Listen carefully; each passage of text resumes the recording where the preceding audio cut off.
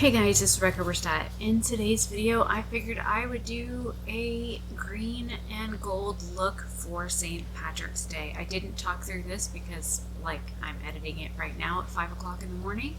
I was recording this at the wee hours, oh my god. So, yeah, no talking because I didn't want to wake up the old man that sleeps in the corner of the house that has to work in the morning. Best not to wake up him.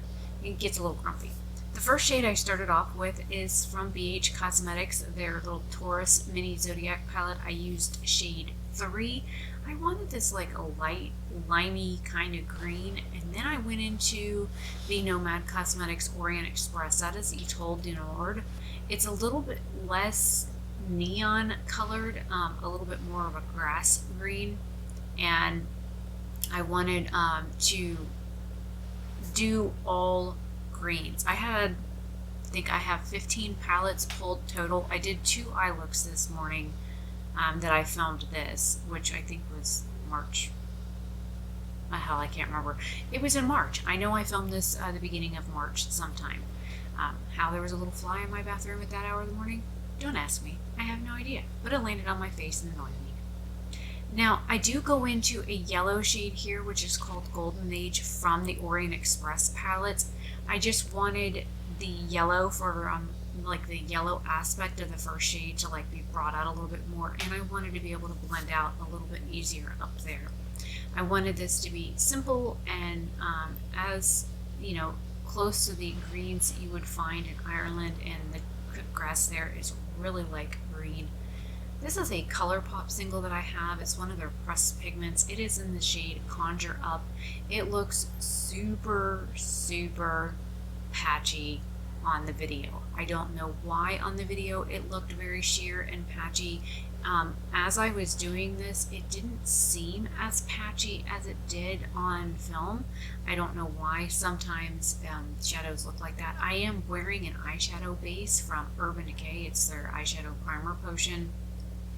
I don't know why that it looks really patchy here, but it is what it is. And I do spice this up with a bunch of different gold type eyeshadows here in just a minute, so it kind of hides that effect anyways. And I wore this look for like 7 or 8 hours before I ended up washing it off and crawling into bed. So it lasted quite a long time, and I was very surprised by that. I love green. Green is my favorite color, and then blue is right behind it. So I like using green colors, and they do something magical to my eyes, man. I don't know what it is about green, but I really do love it. And it is what it is. I had to cut there for a second because the battery kind of cut out on me, but I'm just going back in with the Orient Express palettes to kind of blend those two shadows together a little bit better. I probably could have brought the ColourPop shadow up a little bit higher, but I didn't think about it. And I didn't do anything intricate this year for St. Patrick's Day. Now, that shade there is from JD Glow. It's actually a yellow, not a gold. It's from their Metallion line. It is Lemonade. It was one of the first Metallion shadows that I had bought from JD Glow, and it is a beautiful, beautiful shade. It's like a sunshiny yellow color. So I put that right over the very front part of my eye. That is a little Wet n Wild concealer type brush. It was like 80 something cents, and so it is wet with water. I'm basically turning the eyeshadow into a cream formula by using regular tap water. And you can see that it is leaving like a wet mark on my eye. It will dry a little bit brighter than it is right now. This is a single called Superstar from Colored Raine. This is from one of their eyeshadow palettes. I got it as a single from Ipsy, and then I depotted it from that little single compact that it came in.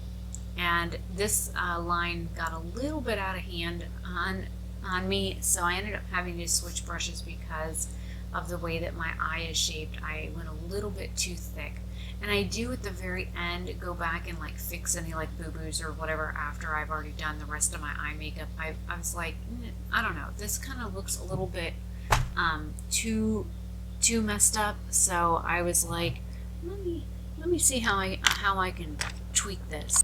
Please ignore the keyboard sounds that just happened. I knocked the pencil off that was on my keyboard. Okay, so this is a little BH brush. You're supposed to use this for like a liner and stuff, but as you can see, it's a little bit too thick for liner. And I'm doing a pretty little swoop at the end.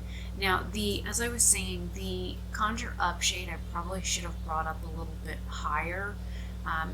And you'll understand why as I get further along in the eye look, that I should have like brought it up a little bit more to where the Golden Age shade is up in my upper crease area.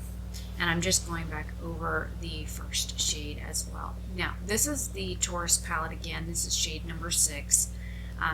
There's no names on these little palettes. I'm really just trying to decide whether or not I want to depot these little guys, because I have the huge palette from JD Glow, and I really do want to get rid of like all of those. I mean, I have all of them. I have all 12. So I'm debating on whether or not to get rid of the actual like packaging on these, and I do use little mirrors in them. So I don't know. Let me know what your thoughts are down below on whether or not I should depot them. If I do depot them, I will record the process. I do have a couple of depotting videos, and it takes a long time to depot eyeshadows. So I'm just sticking with the gold theme. These are all various shades of gold, and I did this on purpose because I think for St. Patrick's Day, gold and green look a whole lot better than gold and silver, even though green and silver. I like green and silver together, but I think the gold plays well with the greens that I chose, as they are more yellow based greens versus blue based greens. And older eyes, you kind of got to work with what you're working with. And as you notice, as my eyelid folds back up, the gold is like widening out, it's transferring. So I will fix that here in just a minute. You just gotta give me a second, okay? I'm just trying to get it on first. I have found that if you have super hooded eyes, by the way, Nomad Cosmetics Orient Express Istanbul shade, if you have hooded eyes like me and you notice that your shimmer shades like move or transfer or spread out, you can always try using something like a glitter glue underneath of it. I have the one from BH Cosmetics. It works really well.